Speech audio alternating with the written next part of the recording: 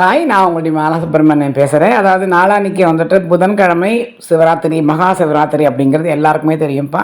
Already நான் 2 பதிவுகள் நான் போட்டிருக்கேன். அது எந்த அளவுக்கு உங்களால் முடியுமோ நம்ம அந்த அளவுக்கு பண்ணணும். ஏன்னா இது வந்து மகா உத்தமமான நாள், இது வந்து ரொம்ப சிறப்பான நாள். அதனால் சிவனுக்கு நம்ம வேண்டிண்டா 100% எல்லாமே நமக்கு கிடைக்கும்.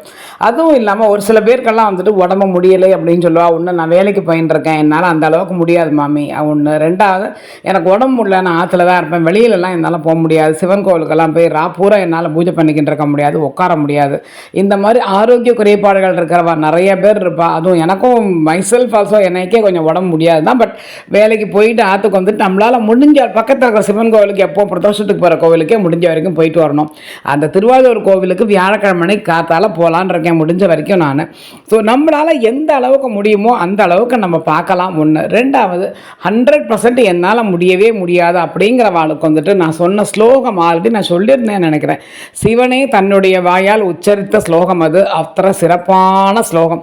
அதை வந்துட்டு நீங்கள் கார்த்தால ஒரு 21 தடவை, மத்தியானம் ஒரு 21 தடவை, சாயங்காலம் ஒரு 21 முறை, ராத்திரி உங்களால் எத்தனை தடவை சொல்ல முடியுமோ ராத்திரி 12 மணி வரைக்கும் முடிஞ்ச வரைக்கும் அந்த ஸ்லோகத்தை மட்டும் நீங்கள் சொன்னாலே போதும். கண்டிப்பான முறையில் உங்களுக்கு நம்ம கோவிலில் போய் பூரா உட்காந்து அந்த 4 கால பூஜையும் பார்த்த புண்ணியம் நமக்கு கண்டிப்பான முறையில் கிடைக்கும். ஏன்னா அப்பேற்பட்ட ஸ்லோகம் இது. சிவன் அவர் வாயால் உச்சரித்த ஸ்லோகம் அப்படின்னா அது சாமானியப்பட்ட விஷயம் கிடையாது. ஒன்று. ரெண்டாவது, இந்த ஸ்லோகத்தை அவர் எதற்கு சொன்னார் அப்படின்னா, சனீஸ்வரன் என்ன பிடிச்ச போதே நான் இந்த பாடுபடுறேனே, மக்கள் பாவம் அவள் என்ன பாடுபடுவா, அவள் இந்த ஸ்லோகத்தை சொன்னால் அவளுக்கு பிரச்சனை இல்லாமல் எல்லாரும் நன்னா இருக்கணும் அப்படிங்கிறதுக்காகவே சிவன் அவர் வாயால் உச்சரித்த ஸ்லோகம் இது. ஸோ இதை சொன்னேன்னா, ஒன்று, நவகிரக தோஷம், நம்மளுக்கு இருக்கிற பிரச்சனைகள் எல்லாம் குறையும். ரெண்டாவது, அன்னைக்கு இந்த ஸ்லோகத்தை சொன்னோன்னாக்க நம்மளுக்கு அந்த சிவபெருமான பூஜை பண்ண புண்ணியம் கண்டிப்பான முறையில் நமக்கு கிடைக்கும். ஏன்னா நம்ம யாரும் வருத்தப்பட வேண்டாம், ஐயோ நம்மளால் அங்கே போய் முடியலையே, 4 கால பூஜை பார்க்க முடியலையே, கோவிலில் உட்கார முடியலையே, அந்த மாதிரி ஆட்காருக்காகத்தான் நான் சொல்கிறேனே தவிர, முடிஞ்சவா தயவு பண்ணி போயிட்டு வந்துருங்க. இல்லைல்ல ஆற்றுல இந்த ஸ்லோகத்தை சொல்லிக்கலாம் அப்படின்னு முடிஞ்சவா இருக்க வேண்டாம். முடியாதவாளுக்காகத்தான் இந்த ஸ்லோகம், வேறு ஒன்றுமே கிடையாது. நீங்கள் முடிஞ்சவா தயவு பண்ணி என்னதான் இருந்தாலும் அந்த இடத்துல போய் உட்காந்து அது ஒரு தனி தான். ஸோ அங்கே போய் உட்காந்துட்டு முடிஞ்சவா தாராளமாக பண்ணி அந்த பூஜை எல்லாத்தையும் பார்த்துட்டு வாங்க. இல்லை எனக்கு 1 கால பூஜை 2 கால பூஜை 12 மணி வரைக்கும் நான் 2 கால பூஜை பார்த்துட்டு நான் ஆற்றுக்கு வந்துடுவேன், அந்த மாதிரி வந்தாலும் பரவாயில்லை. பட் கோவிலுக்கு போய் முடிஞ்சவா நல்லபடியாக கோவிலில் போய் பண்ணிட்டு வாங்கோ. முடியாத வாழ்க்கை தான் 100% என்னால் முடியாது மாமி, எனக்கு வேறு வழியே இல்லை, எனக்கு வேறு ஆப்ஷன் இல்லை அப்படி அவளுக்காகத்தான் மெயினாக இந்த ஸ்லோகம். இந்த ஸ்லோகத்தை அன்னி பூராவே நீங்கள் சொல்லிக்கலாம். கார்த்தால் இந்த 10 மணி 19 நிமிஷத்துக்கு தான் அந்த பிறக்கிறது. ஸோ அந்த சிவராத்திரி ஆரம்பிக்கிறது. அந்த நேரத்திலிருந்து நீங்கள் அடுத்த நாள் கார்த்தால் அடுத்த நாள் மத்தியானம் வரைக்கும் நீங்கள் கண்டினியூஸாக நீங்கள் சொல்லிக்கிட்டே கூட இருக்கலாம். ஒரு நாளைக்கு உங்களால் எத்தனை தடவை முடியுமோ அத்தனை தடவை இந்த ஸ்லோகத்தை நீங்கள் சொல்லிகிட்டே இருந்தேன்னாக்கா அதை சிவன் அப்படியே ஜொலிக்கிறார் பாருங்க, பார்க்குறதுக்கு அத்தனை சந்தோஷமாக இருக்குது. இந்த மாதிரி நம்மளுடைய வாழ்க்கையும் அவர் கண்டிப்பான முறைகள் ஜொலிக்க வைப்பார் அப்படிங்கிற ஒரு நம்பிக்கையோடு தான் சொல்கிறேன் நான்.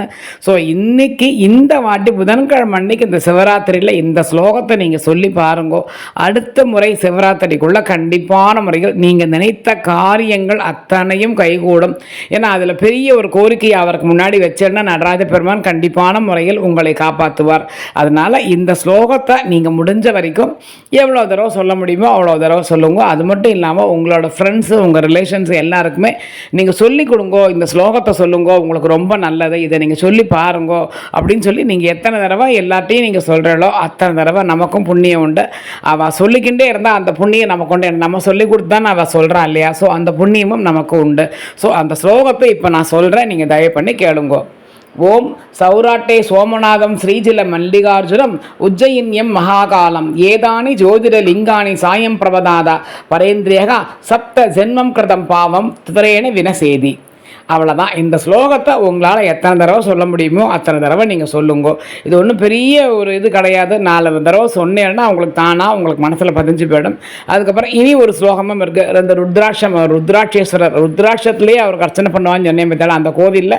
ஸோ அந்த ஸ்லோகமும் ஒன்று இருக்குது, அதுவும் நான் உங்களுக்கு சொல்கிறேன். அதை நீங்கள் எத்தனை தடவை சொல்ல முடியுமோ அத்தனை தடவை சொல்லுங்க. இதை ஸ்க்ரீன்ஷாட் எடுத்து நீங்கள் வச்சுக்கோங்க உங்கள் மொபைலில். இதை நீங்கள் சந்தோஷமாக நீங்கள் சொன்னேன்னாக்கா உங்களுக்கு கண்டிப்பான முறையில் நான் சொன்ன மாதிரி அந்த புண்ணியம் அப்படியே கிடைக்கும். அதனால் நீங்கள் வருத்தப்பட வேண்டாம், நம்ம பண்ண முடியலையேன்னு. இன்னொன்று சொல்கிறேன், வேதாந்த நாயகி அம்பிகா சமேத விஸ்வநாதாய நமச்சிவாய ருத்ராட்சேஸ்வராய நமக. இதை சொல்லிட்டு ஓம் அன்னதான தட்சிணாமூர்த்தியே நமக.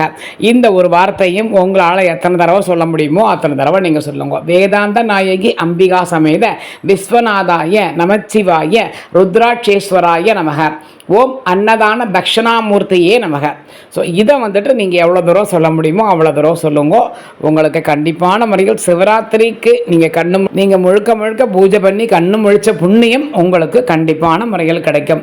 எல்லாரும் நன்னா இருங்க. ஓம் நமச்சிவாய.